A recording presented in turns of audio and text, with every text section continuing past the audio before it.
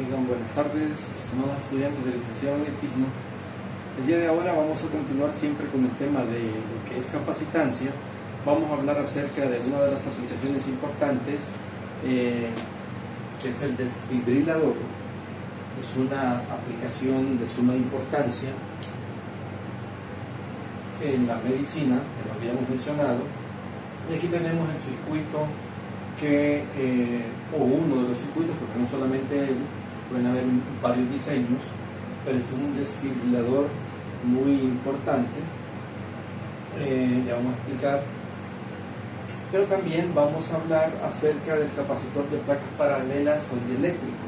En la clase anterior hablábamos de capacitores, el concepto de capacitancia, pero también hablábamos que son básicamente dos placas paralelas. Sin embargo, allí manifestábamos que había un espacio libre entre las placas. Entonces, hoy vamos a entender el comportamiento de esos dos tipos de capacitores: el que tiene aire o vacío y el que tiene un dieléctrico entre sus placas. Pero primero expliquemos lo que es este circuito, el desfibrilador. Aquí tenemos la alimentación. Este es la fuente de alimentación, el voltaje con el cual puede trabajar este equipo: 120 voltios, 220 voltios. Este es un autotransformador variable, así se representa. Tiene una fuente de voltaje. Este es un inductor, este es una resistencia, este es un diodo. Aquí tenemos el capacitor, este es un interruptor, este es un inductor, y por supuesto esta es la resistencia torácica del paciente.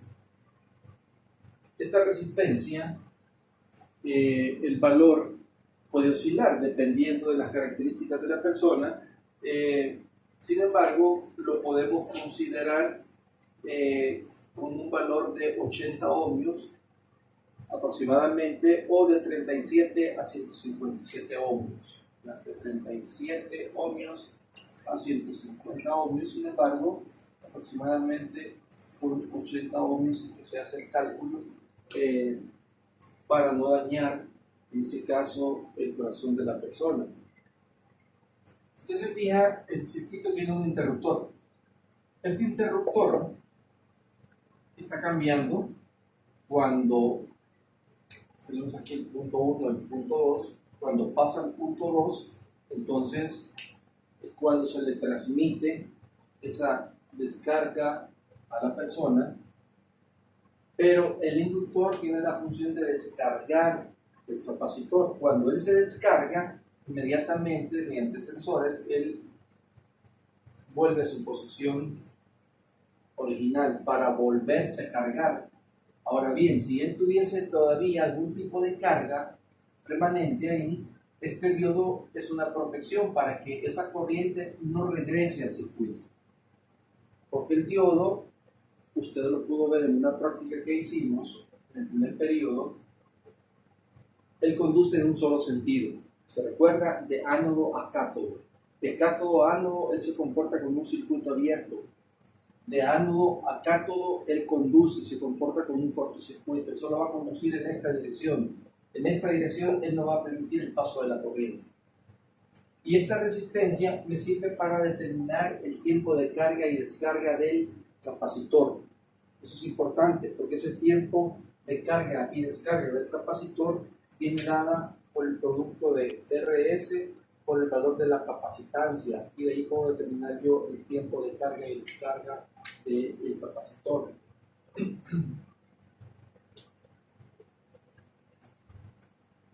Ahora bien, este me sirve para, lógicamente, este autotransformador, para poder volver a cargar el capacitor. Tarda cierto tiempo, un par de minutos, de 2 a 5 minutos en volverse a cargar.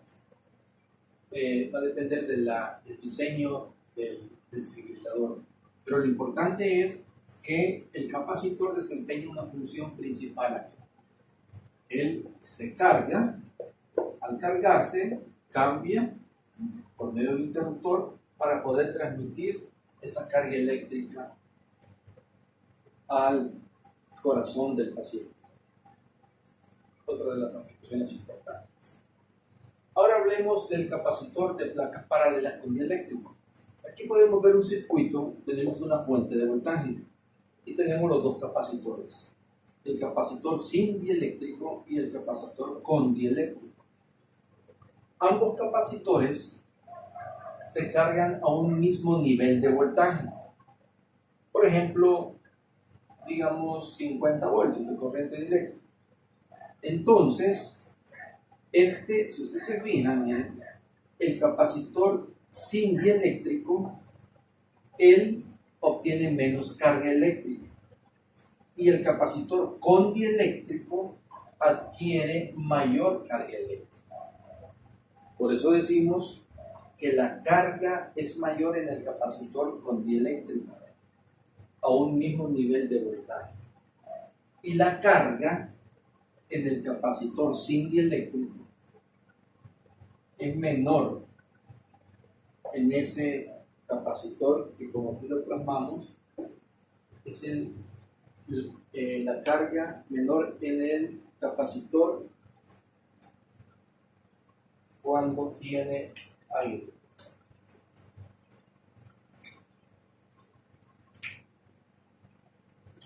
La ecuación ya la conocemos, la capacitancia es igual a Q sobre B.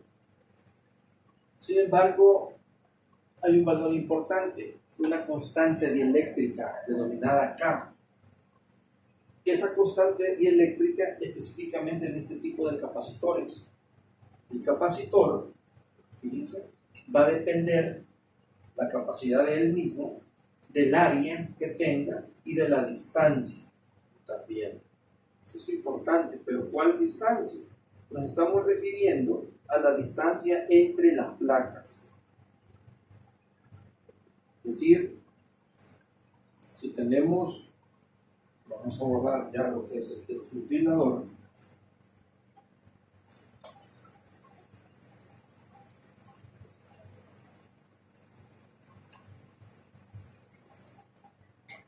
Si tenemos dos placas paralelas, esta es el área y esta es la distancia. Básicamente, esta es la distancia entre las placas. Esta es la longitud de las placas. Pero esto no nos afecta. En la ecuación nada más nos pide una constante de permitividad, el área que tiene las placas, que son iguales, pero son paralelas, y la distancia entre ellas. Esta constante de permitividad eléctrica ya la vimos cuando estudiábamos la ley de Coulomb, que es 8.9 por 10 a la menos 12 Coulomb al cuadrado sobre Newton por metros al cuadrado.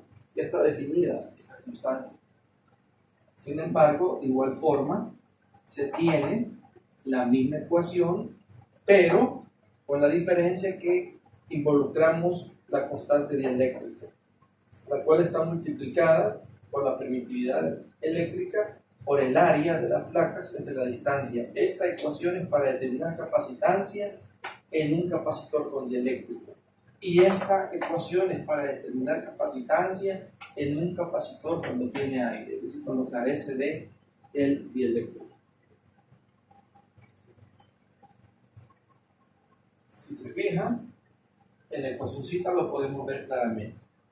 El voltaje es constante. Al aumentar la capacitancia, al aumentar la carga eléctrica, aumenta la capacitancia. Estamos hablando del capacitor con dieléctrico.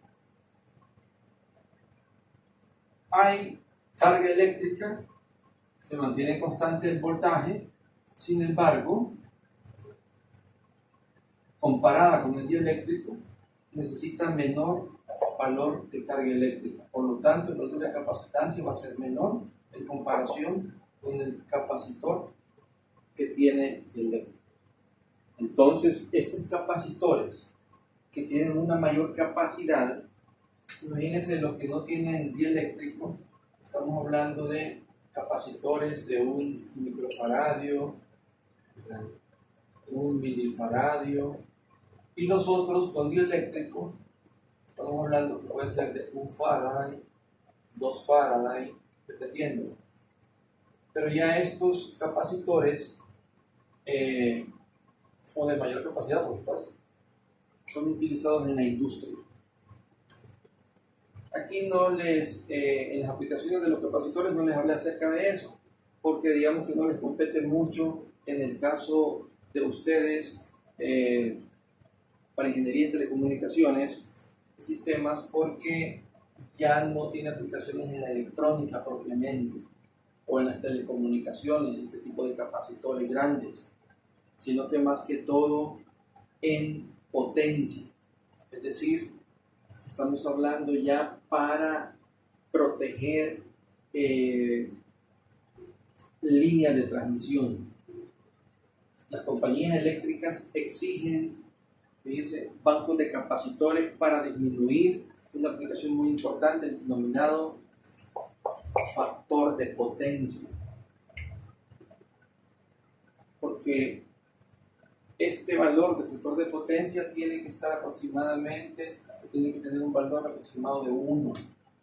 Al tener un banco de capacitores o al diseñar un banco de capacitores, yo puedo obtener que ese valor se aproxime a 1.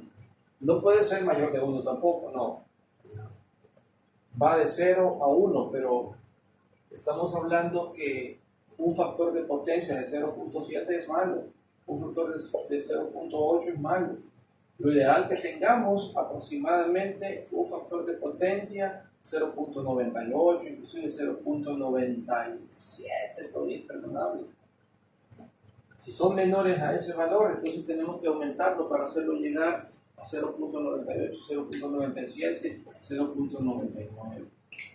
Pero eso se calcula. Se hace un diseño dependiendo la condición de la carga eléctrica que se tenga en esa industria. Pero como le digo, eso ya es para potencia, no propiamente una aplicación en electrónica. Espero que haya quedado claro. En la siguiente clase ya vamos a analizar circuitos y también ver el comportamiento mediante ejercicios cómo el capacitor se carga y descarga.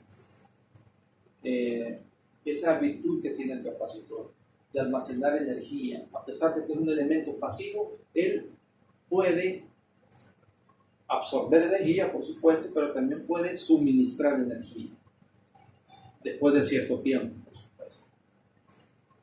Espero que haya quedado claro. Muchas gracias.